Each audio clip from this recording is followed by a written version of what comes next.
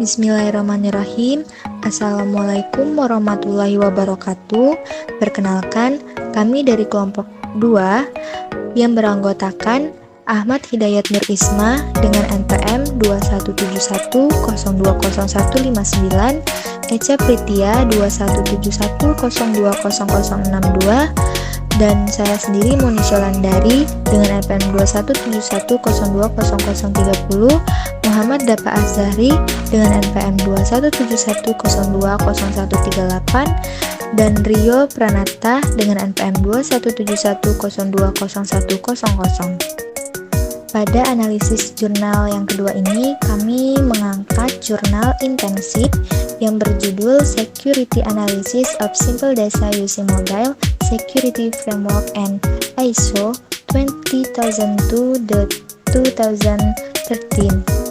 yang dituliskan oleh Hairunisa Nur Isnaini dan Didit Suhartono dan diterbitkan pada tahun 2023. Baiklah, mari kita simak pemaparan video selengkapnya.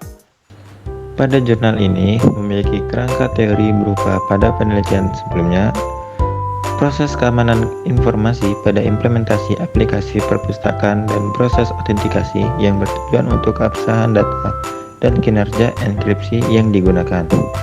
Analisis keamanan informasi juga diimplementasikan pada proses kebijakan keamanan login seperti persyaratan password, panjang password, dan jenis keamanan data yang digunakan online banking menggunakan ISO 27002-2013 untuk mengetahui tingkat keamanan informasi. Kesenjangan yang diajukan pada jurnal ini adalah adanya permasalahan hak akses dan potensi penyalahgunaan informasi kependudukan nomor tersebut digunakan oleh penyerang untuk mencuri informasi penting di perangkat ponsel cerdas. Tujuan dalam penelitian ini bertujuan untuk menganalisis kerentanan keamanan pada aplikasi yang menggunakan MobFS dan ISO 27002-2013. Metode yang dipakai dalam penelitian ini yang pertama alur penelitian.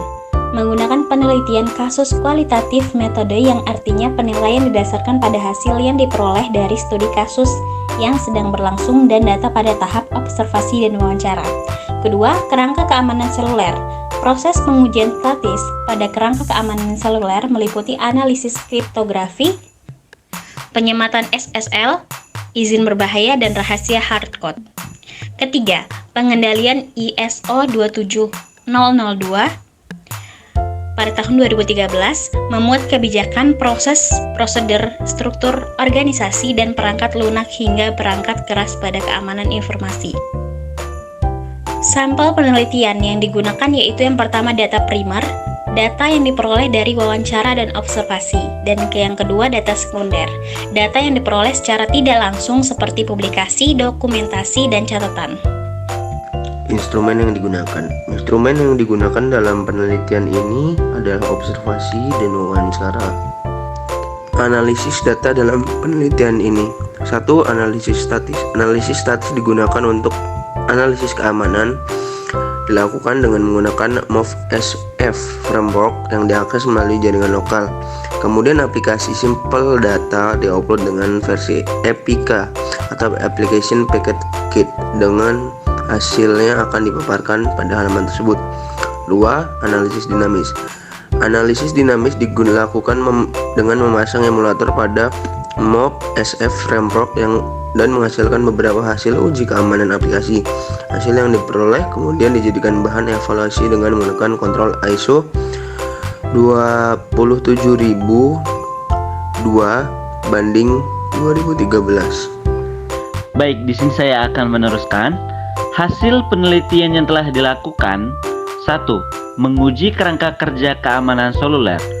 Proses pengujian kerangka kerja keamanan seluler MobSF tidak dapat diimplementasikan jika alat atau program yang dibutuhkan tidak terpenuhi, yaitu alat-alat yang dibutuhkan Git, Python, Java Development Kit JDK, Microsoft Visual C++, OpenSSL, WK HTML to PDF, dan Gnotion.